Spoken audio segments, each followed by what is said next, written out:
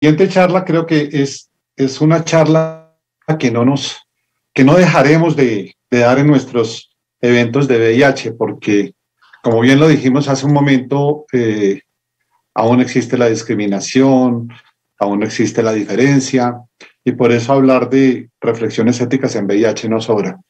Para esto, pues hemos invitado también a un amigo, compañera de universidad y hoy mi jefe, además, el doctor Rodrigo Quijano, quien es médico egresado de la Universidad Nacional, internista de la Universidad Nacional, intensivista y muy preocupado por estos temas éticos y además muy preocupado y un gran defensor de los derechos de los pacientes que viven con VIH. No, vuelvo y digo, es Noche de Amigos. Rodrigo, bienvenido.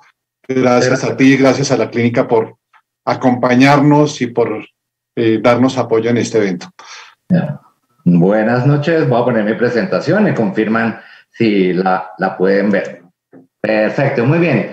Muchas gracias por la invitación y es un placer estar con ustedes. Como Otto me presentó, pues fundamentalmente un gran amigo y obviamente gran colega. Nosotros como institución, la Clínica Nueva, es perteneciente a una congregación religiosa católica que comenzó desde los años 90 al manejo de los pacientes VIH, como Otto muy seguramente les va a contar a continuación al final de la charla. Y siempre hemos estado preocupados por ver nuestros pacientes VIH de una forma integral, de tal manera de que la visión es una visión humanística completa, donde están integrados no solo la parte científica por el infectólogo, los internistas, los intensivistas, sino el acompañamiento de psiquiatría, el acompañamiento de psicología, trabajo social y un acompañamiento muy importante por parte de las hermanas en la parte del acompañamiento espiritual. En ese contexto, verdaderamente es que desarrollamos nuestra práctica con los pacientes VIH-Sida que llegan a la institución. Nuestros pacientes, en términos generales, son pacientes con muy pocas veces adherencia al tratamiento, con fallos en algunas oportunidades al tratamiento y con condiciones sociales, culturales, étnicas de desplazamiento muy importantes, muy severas, que hacen que los pacientes habitualmente sean de una gran dificultad desde el punto de vista social, más a veces que el mismo cuadro clínico o del manejo. Debo de todas maneras presentar quiénes somos en este momento en Colombia para que veamos esto. Esta es la tabla epidemiológica para el año 2021 en Colombia. 51 millones de habitantes. Fíjense cómo, eso me imagino que lo habrán presentado previamente, la población colombiana viene en un cambio muy importante. Nos estamos volviendo verdaderamente ya no una pirámide, sino es un rombo completamente, con una población joven muy grande, una población mayor de 15 años de edad, mucho mayor por encima de los 20 años, que no es gratuito las manifestaciones hoy en día que tenemos de movimientos sociales. Es una gran población que está haciendo presencia en el país desde el punto de vista social, pero que también es un nicho muy importante para la enfermedad.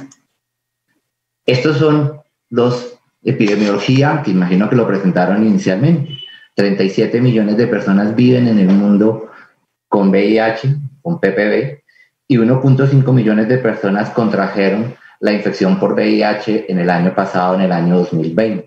La población estimada de 7.700 millones de personas para el 2020.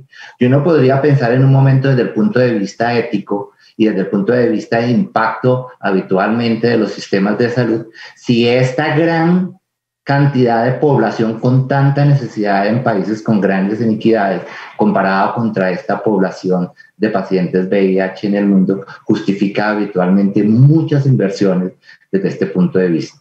Esos son los temas que toca la salud pública, pero que jamás pueden estar aparte de la ética y la bioética.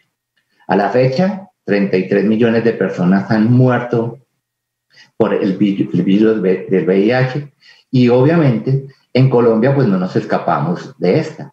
En Colombia, para el año pasado, como lo comentaron anteriormente, para la cuenta de alto costo, hubo el año pasado fundamentalmente un incremento incremento de 12.528 casos, llegando más o menos a unos 123.490 pacientes que viven con PPB a nivel de Colombia, pero estimándose que los casos no diagnosticados están por encima o llegando a los 200.000. De todas maneras, pues es una proporción de habitantes muy grande, pero lo que preocupa verdaderamente es la población joven que habitualmente sufre de la enfermedad. Pero vamos a concentrarnos en qué es la ética y los aspectos éticos y morales que tenemos. La ética es la parte de la filosofía que trata de la moral y de las obligaciones del hombre. Pero la moral es lo relativo a las acciones o caracteres de las personas desde el punto de vista de la bondad o de la malicia. Quiere decir que son muy interiores a nosotros. No pertenece a los sentidos o a lo físico, sino al entendimiento, a la conciencia y al ámbito espiritual.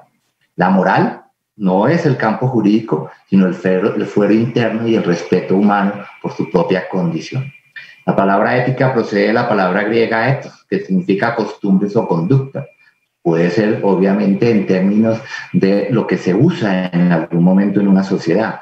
Y tiene etimológicamente un significado equivalente al término moral, pero casi siempre lo tomamos de dos maneras diferentes, pero que deriva moral del término moris.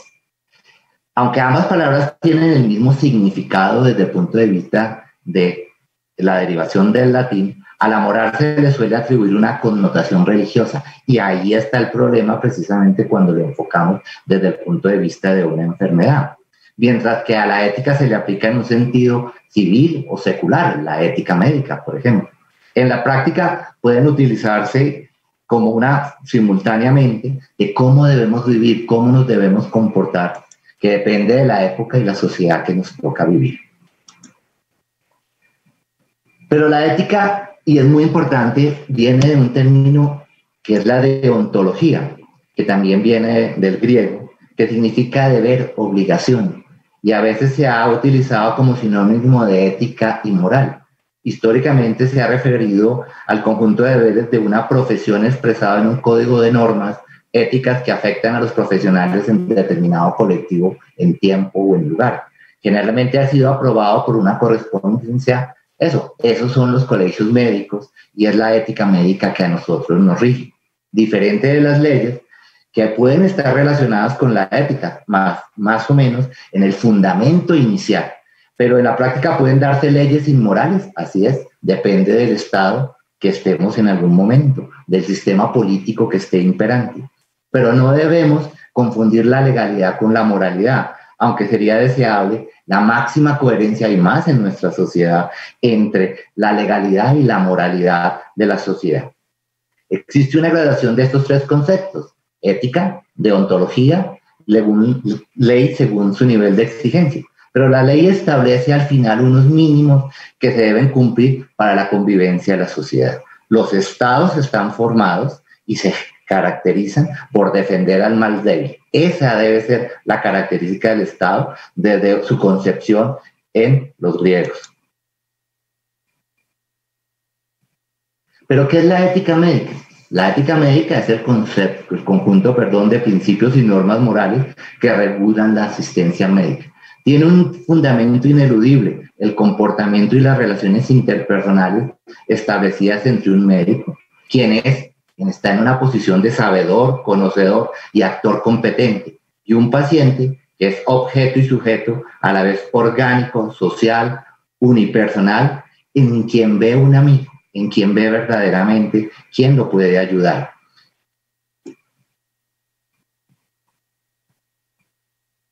Pero viene un nuevo término. Ya no solamente nos quedamos con el término de la ética médica, sino aparece fundamentalmente hacia la década de los 70 el término de bioética, que engloba muchos otros aspectos. Expresa la ética de la vida biológica, trata de sustituir otros términos como ética médica o deontología médica, como les explicaba anteriormente, dándoles un enfoque secular, interdisciplinario, prospectivo, global y sistemático. Y hasta cierto punto la bioética deja aspectos morales un poco al lado y permite la incorporación de otros profesionales en la ciencia de la salud o del derecho, es decir, la parte de la ética o filosofía moral que estudia la licitud de las intervenciones sobre la vida del hombre, especialmente en la medicina y en las ciencias de la vida. Por eso la bioética hoy en día estamos habitualmente acostumbrados a encontrar sociólogos, economistas, antropólogos, psicólogos, psiquiatras y la profesión médica.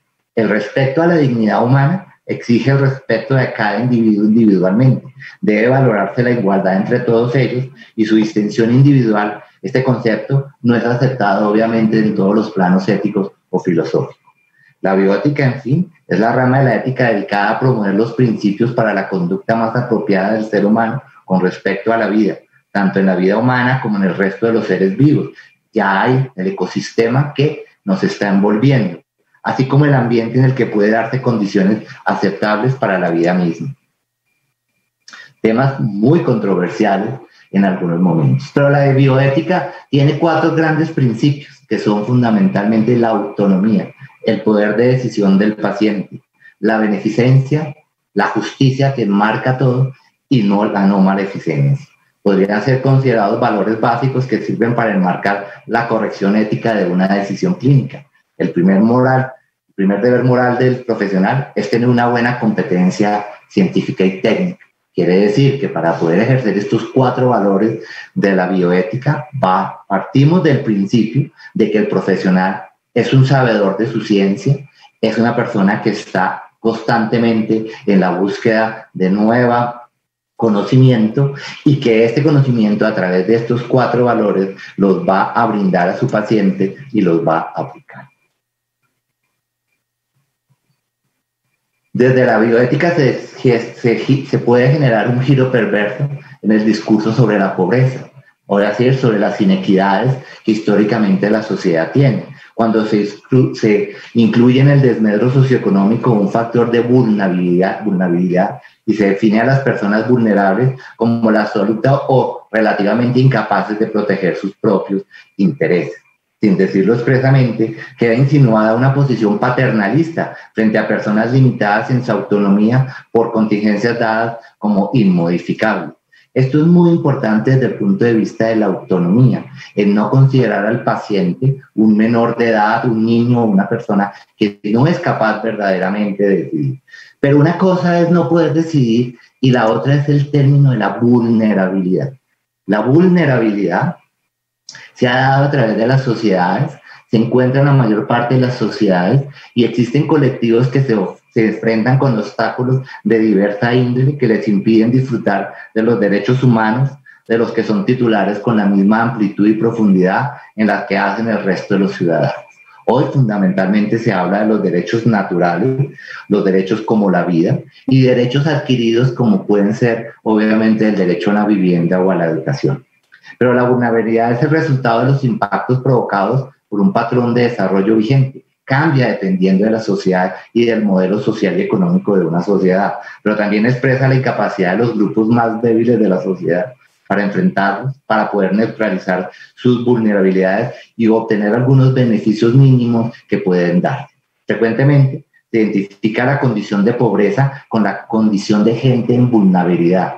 Sin embargo, la inseguridad e indefección que caracterizan a la vulnerabilidad no son necesariamente atribuibles a una baja de ingresos o a una población pobre. La vulnerabilidad expresa 2 ideas básicas: la finitud y la fragilidad de la vida humana, en la que aquellas personas capaces de autonomía se fundan habitualmente o se fundan en la posibilidad y la necesidad de toda moral. O sea, nosotros trabajamos con la finitud y la fragilidad de la vida humana. ¿Y cuál es el objeto moral de esta vulnerabilidad? Requiere el cuidado de los vulnerables. Los vulnerables son aquellos cuya autonomía, dignidad o integridad son susceptibles de amenazas. Vamos llegando al concepto que la vulnerabilidad no se debe acompañar del concepto de pobreza, sino fundamentalmente de la incapacidad de una población o de un grupo humano que es incapaz de poder tener autonomía, de poder adquirir dignidad y de poder tener integridad en todas sus necesidades, dada la condición de vulnerabilidad. El concepto de vulnerabilidad se aplica a aquellos sectores o grupos de la población que por edad, sexo, estado civil, religión, discapacidad, estrato social opción o identidad sexual, origen étnico, se encuentran en condición de riesgo que les impide incorporarse al desarrollo y acceder a mejores condiciones de bienestar general.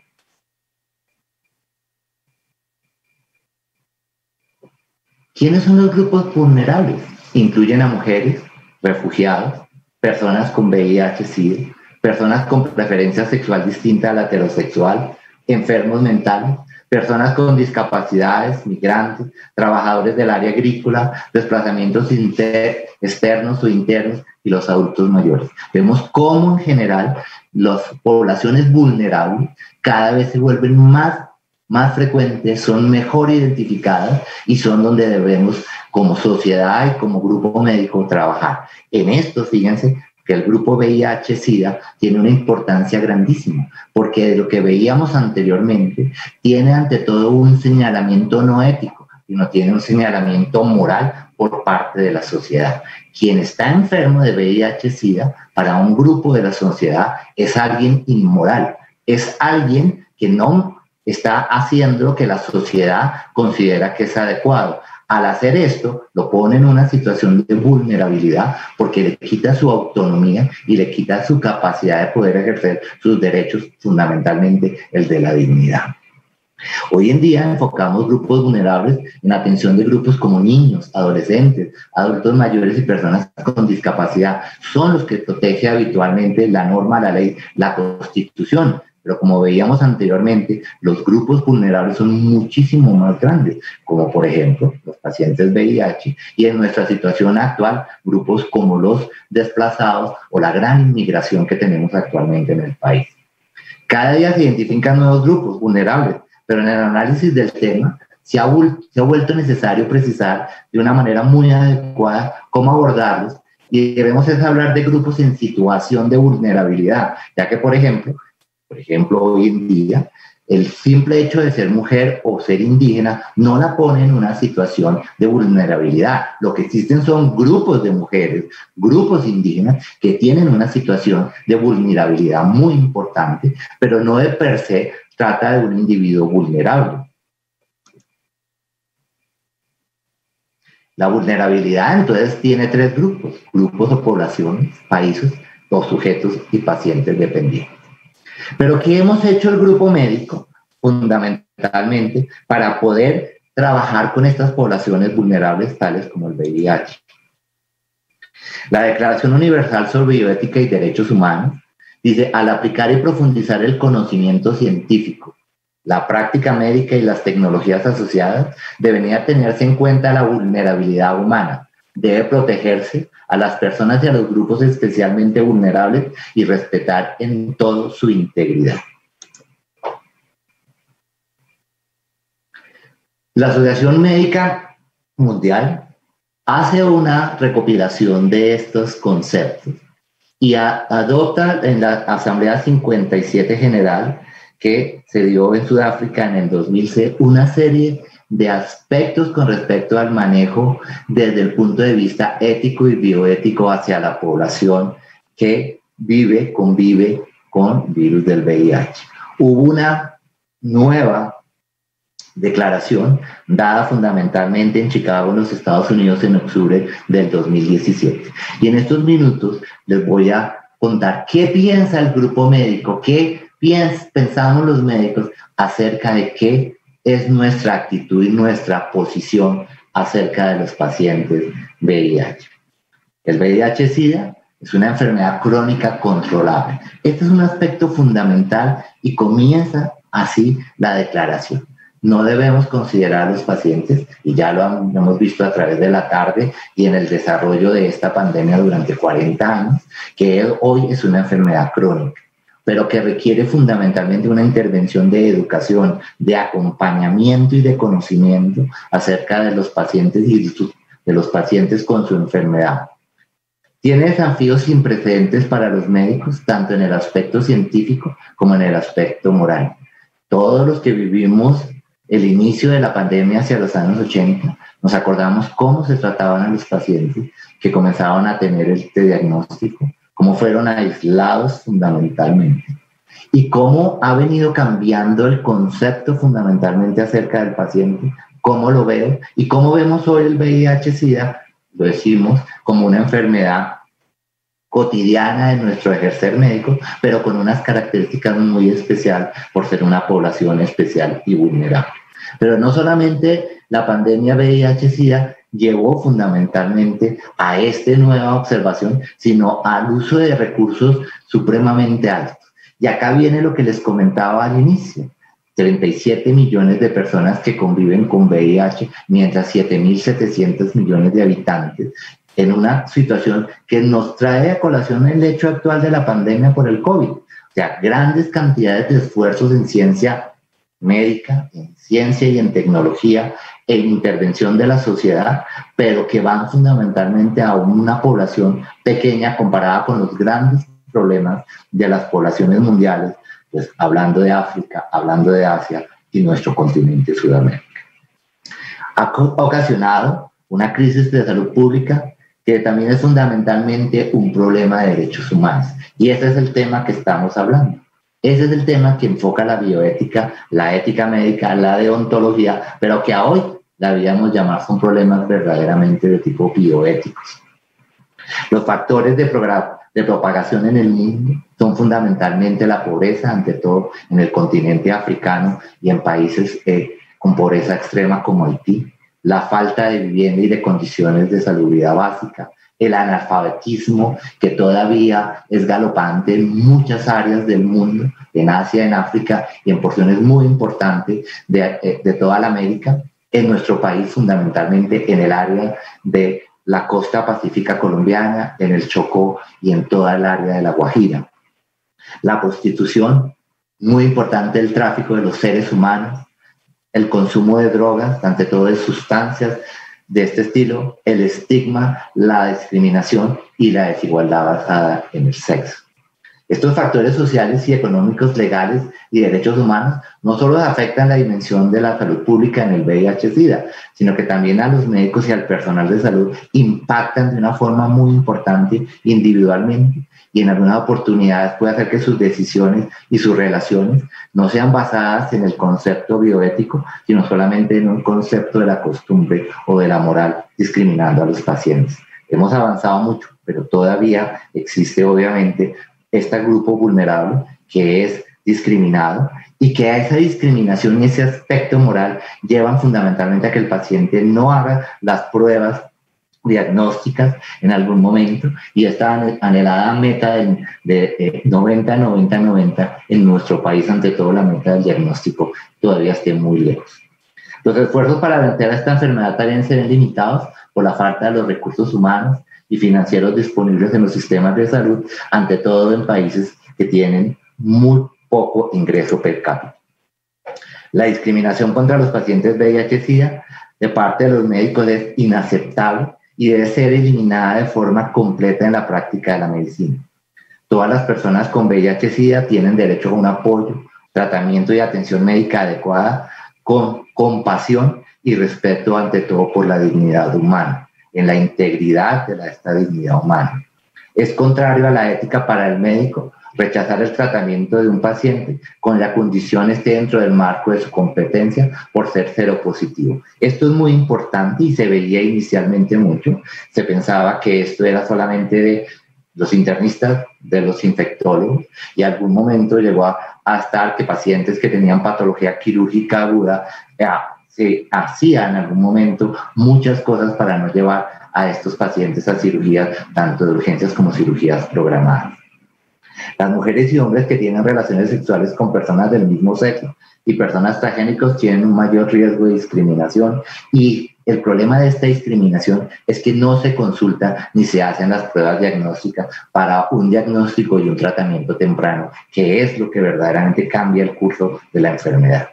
Las asociaciones médicas nacionales e internacionales deben trabajar con los gobiernos respectivos, grupos de pacientes, organizaciones no gubernamentales y organizaciones comunitarias a fin de eliminar la discriminación en todos los grupos, pero ante todo este grupo, y asegurarse que las políticas nacionales de salud prohíban de forma clara y explícita la discriminación contra las personas VIH-Sida, incluyendo los grupos vulnerables.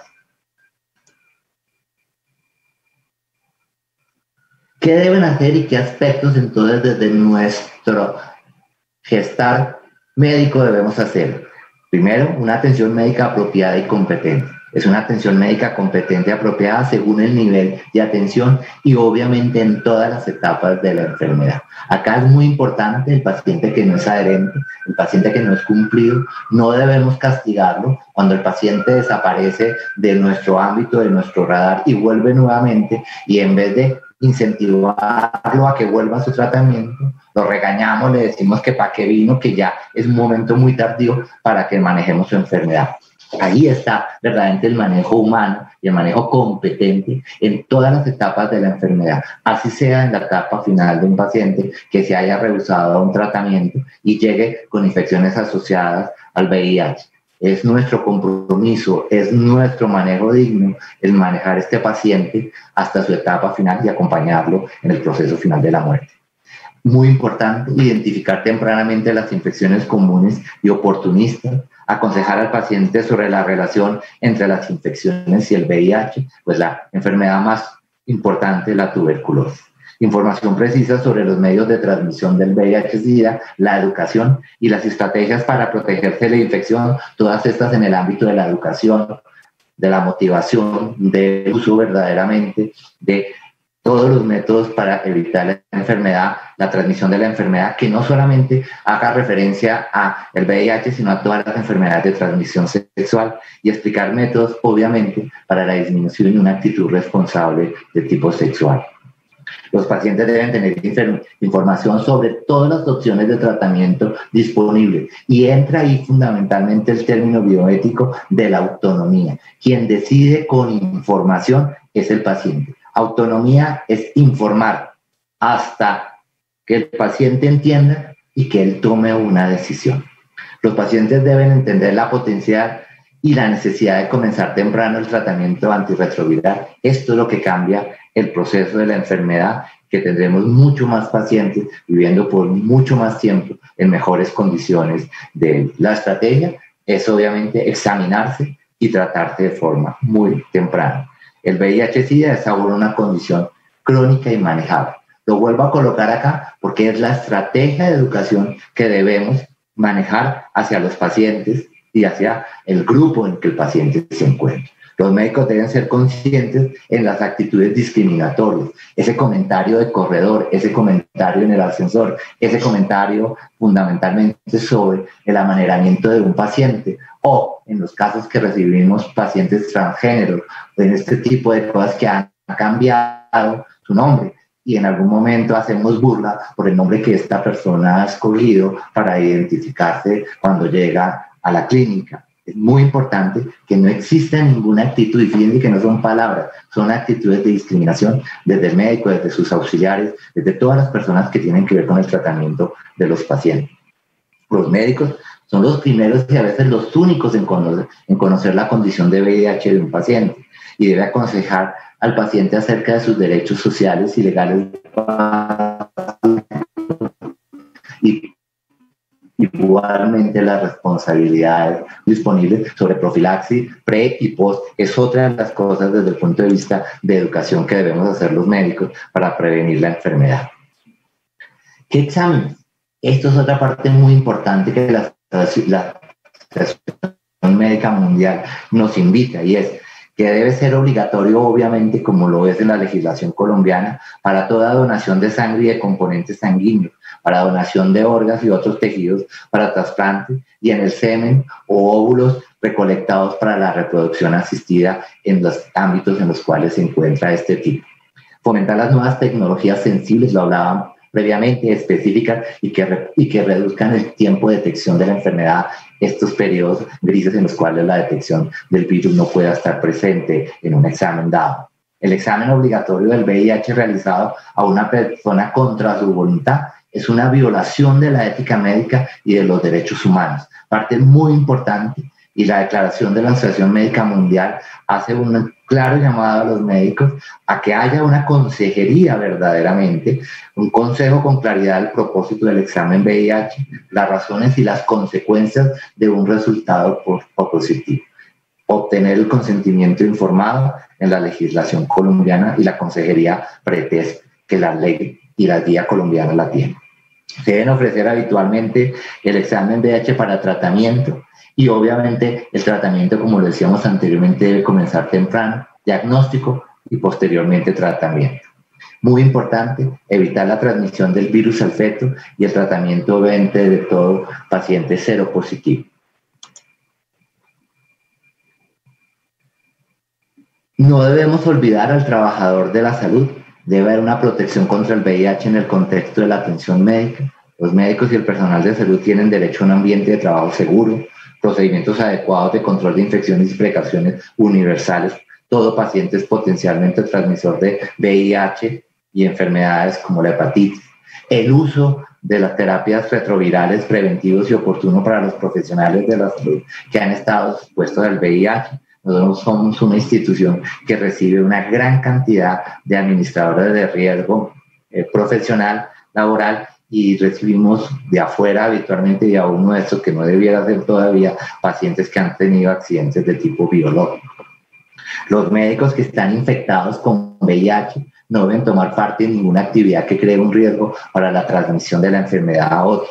La confidencialidad acerca del diagnóstico, no solo de un médico, sino de un profesional en la salud que está fundamentalmente en el manejo de los pacientes. Este es un tema que habitualmente pasa soterrado, que no es habitualmente muy expuesto, pero sí tenemos profesionales que son portadores de VIH y que están en tratamiento. Se debe conocer las normas para la profilaxis después de la exposición al personal de salud. En caso de cualquier exposición accidental al VIH, lo tenemos obviamente normatizado desde el punto de vista de las guías que manejamos.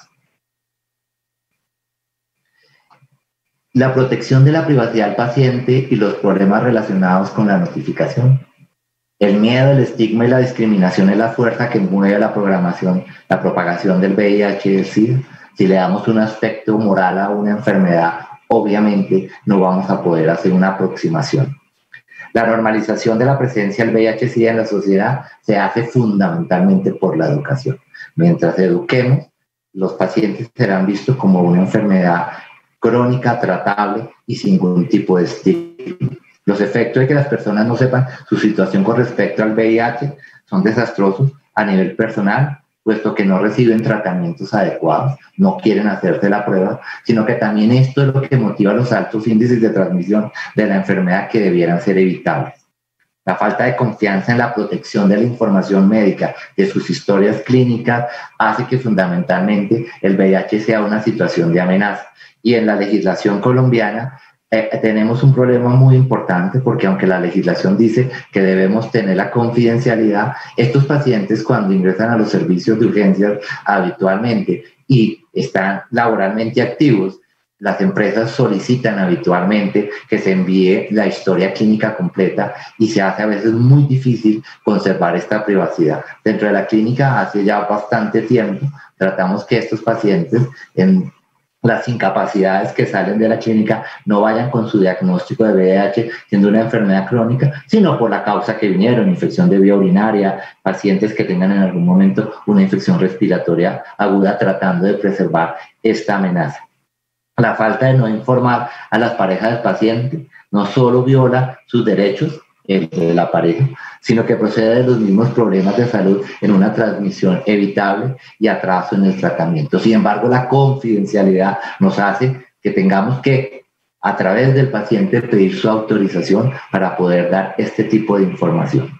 Todos los principios y deberes éticos estándares relacionados con la confidencialidad y la protección de información de salud de los pacientes deben mantenerse siempre, aún después de que el paciente haya fallecido. Ante todo, en el aviso a las parejas por parte del paciente o terceros. Una situación muy complicada en la cual nos vemos con mucha frecuencia pacientes, hombres que están con una pareja y con hijos pequeños y que llegan con diagnóstico de nuevo a la institución y donde hay que guardar la confidencialidad, pero tenemos a dos terceros que son la esposa o pareja habitual y a un niño habitualmente de edades muy tempranas. Esto no es tan infrecuente aquí dentro de la clínica. Según la legislación local y nacional, que exige informar las nuevas infecciones por VIH, lo hacemos a través de todos los obligatoriedad que tenemos a través de Civigila, las enfermedades de transmisión sexual y las infecciones oportunistas, los médicos deben proteger la privacidad y la confidencialidad de todos los pacientes y mantener todos los niveles más altos de estándares éticos para este tipo de información.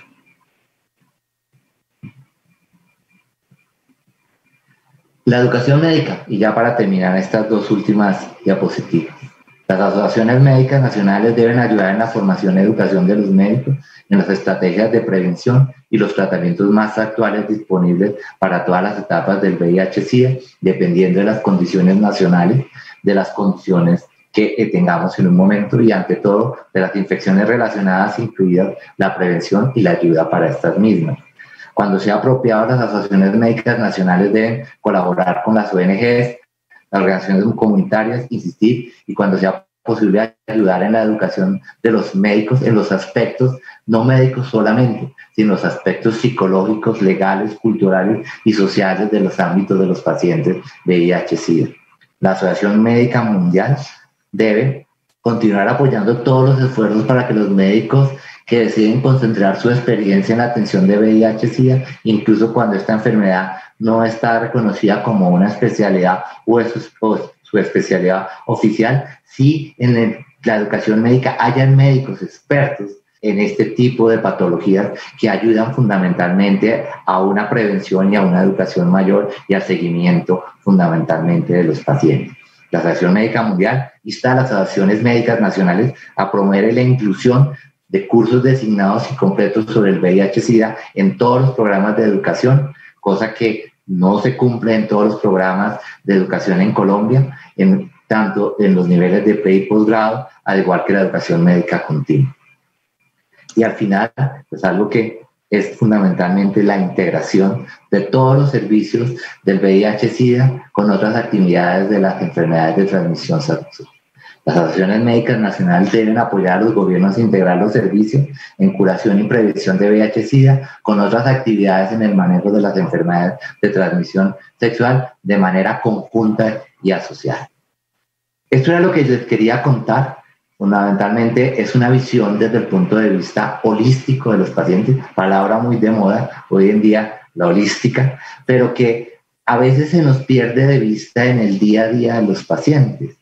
Pero creo que el que maneje paciente, las instituciones que lo manejen, deben hacer un enfoque integral, humanístico del paciente, respetando sus derechos en todo momento y, como lo decía cuando hablaba de la bioética, conservando fundamentalmente la autonomía del paciente a través de la educación. Muchas gracias. Muchas gracias, doctor Quijano. Definitivamente es indispensable que para una enfermedad que tiene una carga social, cultural, económica, etcétera, el médico esté preparado y todo el grupo de salud para poder abordar al paciente de manera integral y de manera ética y moral, como usted lo dice. Sí, señor. Vamos a pasar a la charla del doctor Otto Sussman. El doctor Sussman nos va